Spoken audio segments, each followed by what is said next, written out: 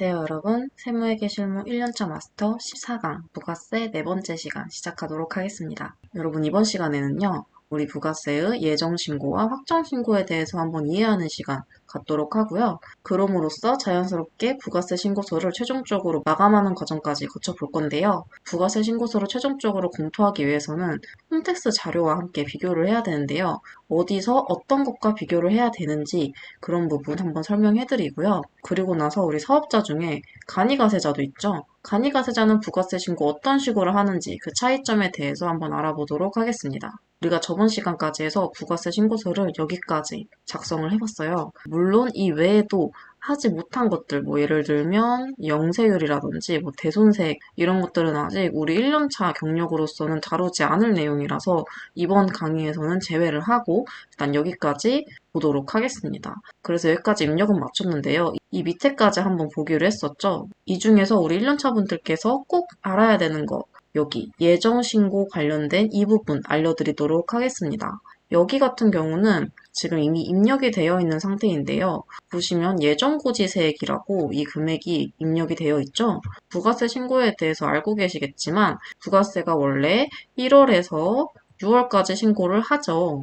이거는 개인 사업자의 경우고요. 원래 같은 경우는 1월에서 3월, 그리고 4월에서 6월 이런 식으로 3개월에 한 번씩 신고를 하는 것이 원칙인데요. 개인 사업자나 소규모 법인 사업자의 경우는 이 1월에서 3월, 그러니까 즉 예정신고가 면제되고 예정고지 납부를 통해서 대체를 하는데요. 이 예정고지 납부세액 자체가 단지 그 전년도 신고서의 절반 금액을 일괄적으로 납부하는 거기 때문에 정확하다고 할 수가 없어요. 그래서 우리 확정신고 때 부가세 신고서를 작성하면서 납부했던 예정고지세액만큼 차감을 해주는데요.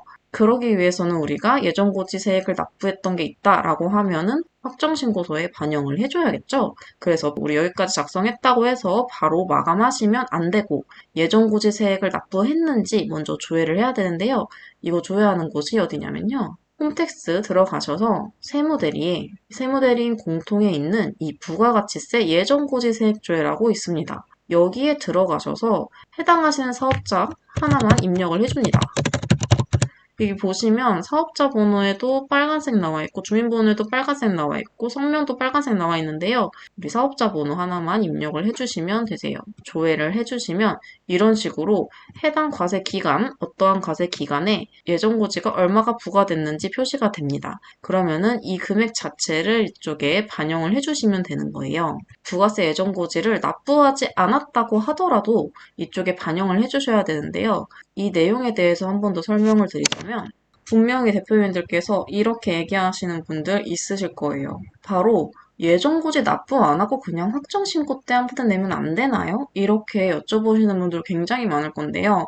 이거 당연히 안 됩니다. 예정고지 같은 경우는 우리 예정신고를 하지 않으니까 예정고지를 납부를 하는 건데 예정고지 납부를 하지 않는다고 하더라도 예정고지세액이 부과가 됐으면 우리는 여기 부가세 신고서 상에 입력을 해주셔야 됩니다. 납부를 했든 안 했든. 왜냐면 이거는 이거대로 납부해야 되는 세금이고 이거는 이거대로 납부해야 되는 세금이거든요. 이거랑 이거랑 합쳐서 보시면 절대 안 됩니다. 그리고 예정고지 같은 경우는 납부를 안 하셨을 때 가산세도 세율이 아예 다르게 들어가기 때문에 이거랑 이거랑 다르게 보셔야 되고요. 대표님들한테 설명을 드릴 때도 예정고지랑 부가세 납부랑 아예 다른 개념으로 설명을 드려야 됩니다. 근데 이런 경우는 있습니다.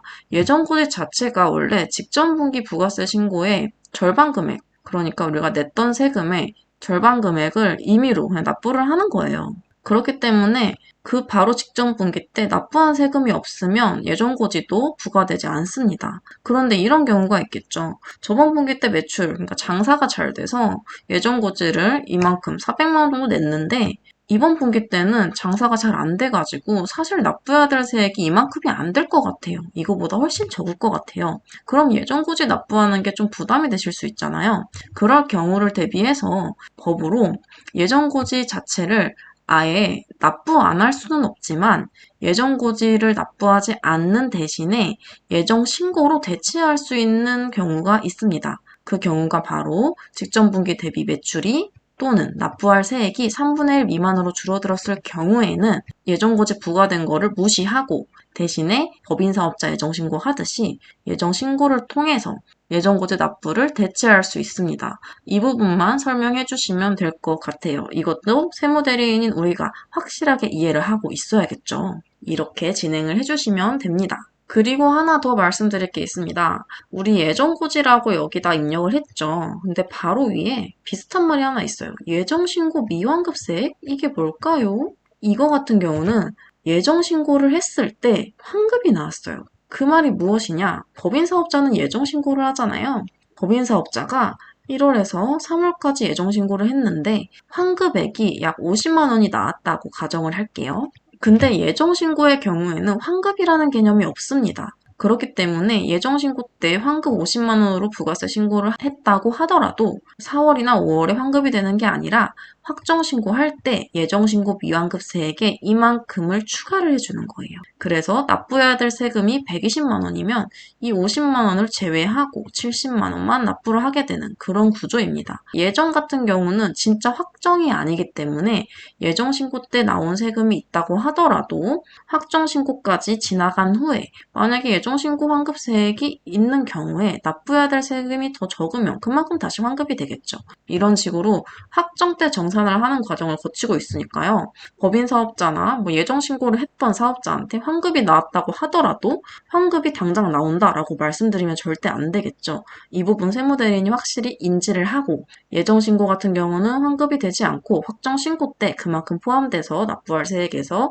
차감이 되실 거예요. 라고 이렇게 설명을 해주셔야 됩니다. 이거랑 같은 느낌으로 하나 더 있어요. 여기 보시면 예정 신고 누락분이라고도 나와 있죠. 이거랑 환급하는 거랑 약간 같은 개념인데요. 만약에 예정신고할 때 매출이나 매입 같은 경우를 누락을 했을 경우가 있어요. 그럴 때는 우리 수정신고하지 않고 확정신고 때 예정신고 누락분으로 추가를 해줍니다. 이해되셨나요? 예정신고에는 애초에 수정신고라는 개념이 없어요. 왜? 우리 확정신고 때 확정을 시킬 거기 때문이죠. 말 그대로 예정일 경우여서 만약에 예정신고 때 무언가가 잘못 들어갔거나 누락이 됐다. 그럴 경우에는 여기 예정신고 누락분에 포함을 시켜서 확정신고 때 최종적으로 정산을 할 수가 있습니다. 대신 그런 경우는 있겠죠. 예정신고 누락분에 이런 게 좀 잘못 들어간 게 있다라고 하면 당연히 가산세는 먹여줘야 된다라는 점이 있습니다. 예정신고 누락액 같은 경우는 어떤 식으로 반영을 하냐면요. 예를 들어가지고 이 3월 31일 거, 그러니까 우리 예정신고 기간에 들어가야 되는 이 세금계산서가 누락이 됐어요. 그럴 경우에는 확정신고서 때 이걸 체크를 해서 여기 더보기 들어가시면 예정 누락이라고 있거든요. 여기다가 체크를 이렇게 해주시면 됩니다. 얘를 이렇게 체크를 해주시면 부가세 신고서 사항에서 여기에 예정신고 누락분으로 표시가 되거든요. 이런 식으로 반영을 해주시면 됩니다. 그래서 결론적으로는 우리 예정신고랑 확정신고를 확실하게 이해를 하셔야 돼요. 예정신고는 말 그대로 예정, 확실하게 정해지지 않은 것이기 때문에 여기서 무언가가 잘못되고 누락이 됐다라고 하더라도 여기서는 수정하지 않고 확정신고 때 바로잡을 수 있다. 이렇게 이해하시면 됩니다. 부가세 신고서 여기까지 작성을 했어요. 그럼 바로 마감을 하면 안 되고요. 홈택스 자료랑 확실하게 크로스 체크해주는 과정이 필요한데요. 어디서 어떤 거 확인하면 되는지 알려드릴게요. 합계표는 부가세 신고서 서식입니다. 우리 해봤죠? 여기 매출 세금 계산서 합계표, 계산서 합계표. 이게 우리 국세청에서 전자로 넘어오는 자료를 업로드한 거기 때문에 국세청 자료랑 필수적으로 맞는지 체크를 해야 되는데요. 홈택스에 전자세금계산서 합계표 및 통계조회에 전자세금계산서 합계표 조회라고 있죠. 이게 지금은 여기 이렇게 나오는데 부가세 신고 기간에는 부가세 신고용이라고 표시가 됩니다. 그럼 그걸로 들어가 주시면 되세요. 여기에 들어가셔서 수임사업자를 전환을 해줄게요. 해당 구분 선택해 주시고 해당 기간, 해당 분기별 선택을 해주신 다음에 여기 조회를 눌러주세요. 그러면 우리 여기에 있는 합계표에 있는 이 금액과 여기 회계 프로그램에 전표 전송해서 마감할 합계표 금액과 100% 일치해야 됩니다. 이렇게요. 매출이 일치했으면 당연히 매입도 봐야겠죠. 그러면은 여기 있는 이 금액과 이 금액이 일치가 되어야 됩니다. 대신 여기서는 전자분만 조회가 되기 때문에 전자 외에 포함되어 있는 금액은 당연히 일치하지 않겠죠. 이거는 일치 안 해도 상관없으니까요. 이 전자분만 확실하게 일치하는지 확인해 주시고 나서 그 다음에 마감을 해주시면 됩니다. 만약에 여기랑 여기가 일치하지 않는다라고 하면 전표 전송을 하고 나서 무언가가 발행됐을 수 있으니까요. 필히 여기는 꼭 해주시면 되고 전자세금계산서도 있으면 전자계산서도 동일하게 확인해 주시면 됩니다. 그리고 나서 세무대리에 신고자료 통합조회 서비스라고 맨 밑에 있는데요. 이것도 굉장히 요긴하게 사용을 하거든요. 여기 들어가셔서 사업자 번호 입력 후 과세기간 설정한 다음 조회를 눌러주시면요. 이런 식으로 신고 자료, 그러니까 이 국세청에서 조회한 자료가 한 번에 다 한눈에 보입니다. 이것만 봐도 사실 엄청 편하죠. 합계표 상에 있는 금액도 동일하게 나오고, 만약에 신용카드 매출이 있다 하면 여기도 나오고, 판매대행 매출이 있다고 하면 여기도 금액이 나옵니다. 그래서 이 자료를 보면 굉장히 간편하게 볼 수가 있거든요. 저는 합계표를 따로 조회하고 나머지는 여기에서 확인을 합니다. 이거를 하나 켜주시고 마지막으로 내가 작성했던 부가세 신고서에 한번 가볼게요. 그럼 우리 어떤 거 봐야겠어요? 바로 여기 전자세금계산서 매출분 요거랑 매출 항목에 있는 전자세금계산서 이거랑 일치하면 되겠죠. 근데 뭐 수기로 입력한 게 있다라고 하면 여기 플러스 추가되면 되고 근데 전자만 있다라고 하면 이거랑 일치해야겠죠? 이거 합계표상에서는 일치했지만 여기선 약간 달라요. 왜? 아까는 수기계산서가 있었잖아요. 근데 수기계산서가 있는 경우에는 그만큼의 차액이 있을 수 있으니까 그것까지 확인해 주시면 되고 만약에 전자계산서가 있다라고 하면요. 전자계산서는 어디서 보냐면 부가가치세 신고서상 과표 가시면 여기에 나옵니다. 계산서 발급 금액과 수치 금액. 보시면 우리는 없으니까 여기 0이잖아요. 그러니까 얘도 0으로 맞죠? 이것도 확인해 주시면 되세요. 그리고 아까 봤던 예정고지세액도 여기 나오고 예정신고 미완급세액도 여기서 표시가 됩니다. 진짜 친절한 거거든요. 그래서 여기 있는 금액과 내가 직접 조회해서 들어간 이 금액까지 100% 맞는지 크로스 체크해 주시고 그 다음에 모든 것이 일치한다. 라고 하면 여기서 마감을 해주시면 되세요. 그러면 여러분 우리 최종적으로 신고서 마감을 했어요. 이 정도까지 하면 여러분들 1년차 될 때까지는 진짜 웬만한 것들 여기서 다 써먹을 수 있거든요. 여기까지 하고 추가적으로 우리 간이과세자 있잖아요. 여기 보시면 부가세 간이과세자도 있는데 간이과세자는 신고서가 약간 다르거든요. 그 차이점만 한번 비교해보고 마치도록 할게요. 간이과세자의 부가세 신고서는 이렇게 생겼습니다. 우리 회사 등록에 간이과세자라고 체크를 하면 부가세 신고서 들어갔을 때 자동으로 이렇게 나와요. 간이과세자가 다른 거 뭐가 있을까요? 가장 중요한 거 기간이겠죠? 간이과세자는 1월에서 12월, 그러니까 1년치 한 번에 신고합니다. 그래서 여기 기간이 1년치로 들어가 있고, 그리고 간이과세자 같은 경우에는 이렇게 업종별로 부가율이 달라요. 그러니까 이게 무슨 말이냐면, 우리 보통 부가세는 매출의 몇 프로예요? 10%잖아요. 근데 간이과세자는 20%를 다 안 냅니다. 20%에 15%, 10%에 20% 이런 식으로 10% 안에서 부가율을 한 번 더 곱해요.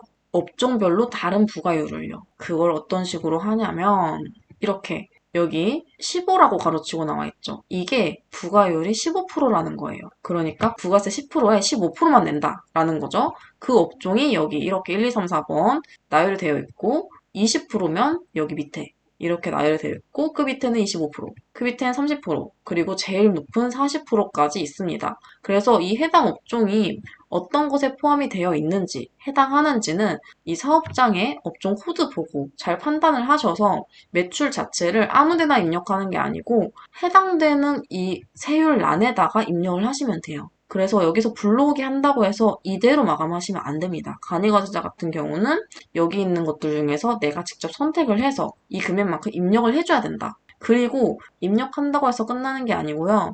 여기 두 번 눌러보시면 이렇게 세금계산서 발행분인지 신용카드 매출인지 건별 매출인지 직접 구분을 해서 또 입력을 해주셔야 됩니다. 그렇게 입력을 해주시면 여기 같은 경우는 자동으로 이렇게 나와요. 그러면은 최종적으로 이만큼의 부가세가 나왔고 매입받는 세금도 따로 나오는데요. 우리 매입세액도 동일하게 일반 과세자의 경우는 매출도 10%였고 매입세액도 10% 공제를 받았잖아요. 근데 간이과세자 같은 경우는 매입도 아예 다릅니다. 매입은 0.5%만 받을 수가 있어요. 근데 이게 어떤 게 다 포함이 있냐면 두 번 눌러볼게요. 보면은 세금 계산서 매입한 것도 그렇고 신용카드나 현금 영수증 매입한 거 동일하게 전부 다 여기에 0.5%만 공제를 해줍니다.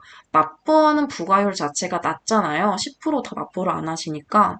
그래서 공제받는 금액 자체도 완전 낮아요. 0.5%. 여기서 매입한 게 4,800이다 라고 하더라도 10%인 480만 원 공제받는 거 아니고요.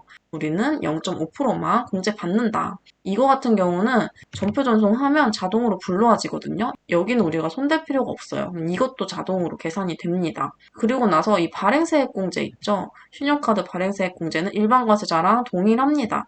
그러니까 납부할 세액까지만 한도가 적용된다. 이거는 동일하게 들어간다라고 생각해 주시면 되고요. 결론적으로 내가 신고해야 되는 사업자가 간이과세자다라고 했을 경우에는 일반 과세자랑 다르니까 신고서 자체가 간이과세자로 불러와져 있는지 제대로 체크해 주시고 기간 1년치 들어가 줘야 되는 거고요. 그리고 이 매출 업종 코드에 맞는 이 매출란, 그러니까 이 세율란에 제대로 들어가야 된다. 이거 꼭 체크해 주시고, 그리고 나서 매입은 동일하게 다 전표 전송이 되는데, 여기 매입세액 공제율만 다르다. 이것만 꼭 확인해 주시면 되고요. 그리고 또 간이과세자 같은 경우는 의제 매입세액 공제가 안 됩니다. 이거 꼭 참고해 주시면 되세요.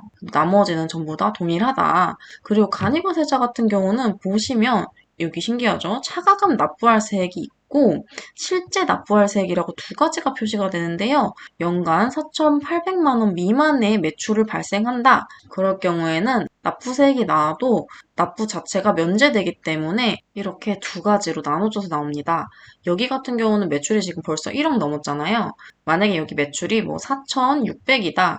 라고 됐을 경우에는 여기 세금이 나와도 이 실제 납부할 세액은 0원으로 표시가 돼요. 그래서 그 부분 확실하게 체크해 주시고 신고해 주시면 좋습니다. 추가적으로 알려드릴 거 말씀드릴게요. 간이가세자인 경우에도 1월에서 6월 그리고 7월에서 12월 6개월에 한 번 신고를 해야 되는 경우가 있습니다. 바로 과세 윤영이 전환된 경우. 이 말이 뭐냐? 간이과세자에서 일반과세자로 전환이 되거나 일반과세자에서 간이과세자로 전환이 됐을 경우에는 이렇게 반기로 신고를 할 수가 있습니다. 예를 들어서 간이과세자에서 일반과세자로 전환된 기한이 7월 1일부터예요. 그럴 경우에는 1월에서 6월까지는 간이과세자잖아요. 1월에서 6월까지만 신고를 하는 거예요. 이런 식으로 과세 유형이 전환된 경우에는 그렇게 신고를 할 수 있고요. 그리고 우리 세법이 개정됐었는데 세금 계산서 발급 가능한 간이과세자가 생겼죠. 이 간이과세자가 해당 기간에 세금 계산서를 발급했을 경우에는 반기로 신고를 해야 됩니다. 만약에 내가 기장하고 있는 간이과세자가 세금 계산서를 발급을 했대요. 그러면 우리 이번에 신고를 해줘야 된다. 이런 거 알고 계셔야겠죠. 그리고 만약에 과세 유형 전환이 됐을 경우에는 과표 명세에다가 과세 유형 전환일을 등록을 해주셔야 6개월에 한 번, 그러니까 반기로 신고할 때 정상적으로 전자신고가 되는 거니까요. 이것도 확실하게 체크해 주시면 좋을 것 같습니다. 그럼 여러분, 우리 간이과세자까지 어떤 식으로 진행하는지 한번 말씀드렸는데요. 간이과세자랑 일반과세자 동일하게 과세표준 명세 마지막으로 보는 거 한번 알려드릴게요. 이거는 부가세 신고서 마감하기 바로 직전에 한번 확인해 주시면 좋은데요. 과표에 들어가시면 이렇게 신고 구분을 선택할 수 있습니다. 이런 것 같은 경우는 예정이랑 확정 같은 경우는 자동으로 입력이 되어 있기 때문에 건들 필요가 없고 기한 후 신고를 했을 경우나 또는 조기 환급일 경우에만 체크를 해주시면 되고요. 그 다음에 이 국세 환급급 계좌 신고. 이거는 여기가 환급이 나왔을 경우에는 여기 입력을 해줘야 되거든요. 그리고 폐업 신고라고 있죠. 폐업을 하게 되면 폐업일 기준 다음 달 25일까지 부가세 신고를 해야 되는데요. 예를 들면 10월 1일에 폐업을 했다. 그러면은 11월 25일까지 폐업 부가세 신고를 해야 되는데요. 그럴 때 이 폐업 일자를 입력해 주시면 됩니다. 그리고 이 과표가 중요한데요. 부가세 매출이 총 얼마를 신고했느냐라는 거기 때문에 여기 친절하게 나와 있죠. 부가세 신고서상에 있는 과세표준 및 매출세액 합계 이 금액과 과표 명세에 있는 이 합계 금액이 일치해야 됩니다. 이거 일치하는지 확인해 주시고요. 이 안에 보시면 이렇게 나눠져 있어요. 칸이. 이 말이 무엇이냐? 우리 사업자 등록할 때 업종 여러 개인 경우 있죠? 업종별로 구분해서 금액 입력할 수 있게끔 나눠 놓은 거예요. 그래서 뭐 여기가 그냥 업종 하나로만 다 한다. 매출 자체가 다 똑같은 업종이다 하는 경우는 그냥 하나에다 다 입력하시면 되겠죠. 근데 여기 같은 경우는 업종이 이렇게 두 개예요. 그렇기 때문에 이렇게 따로 나눠서 입력을 직접 해주셔야 되고요. 그리고 나서 수익금액 제외라고 있죠. 우리 부가세 중에서 수익금액을 제외하는 경우가 있습니다.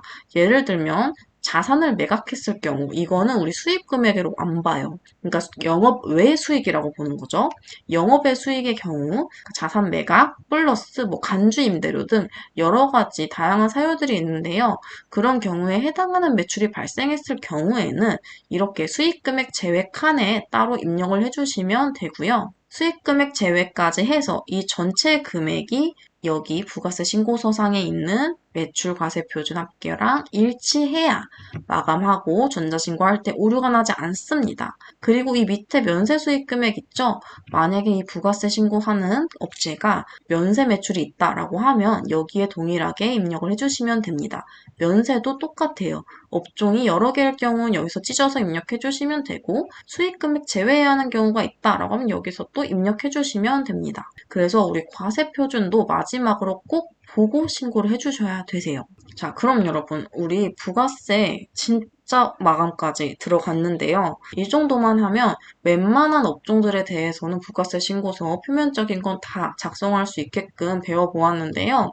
우리가 1년 차기 때문에 추가적으로 좀 특수하게 많이 할 수 있는 업종이 있어요. 바로 부동산 임대사업자인데요. 부동산 임대사업자에는 추가로 또 작성해야 되는 서식이 있는데 다음 시간에 그거 한번 알려드리도록 하겠습니다. 그리고 원천세 했던 것처럼 부가세도 수정 신고하는 법에 대해서도 다음 시간에 같이 알려드릴 건데요. 그렇게 하면 우리 부가세 시간 마감되니까요. 한 번만 더 부가세 보고 다음으로 넘어가 보도록 하겠습니다. 그럼 이번 강의는 여기까지입니다. 감사합니다.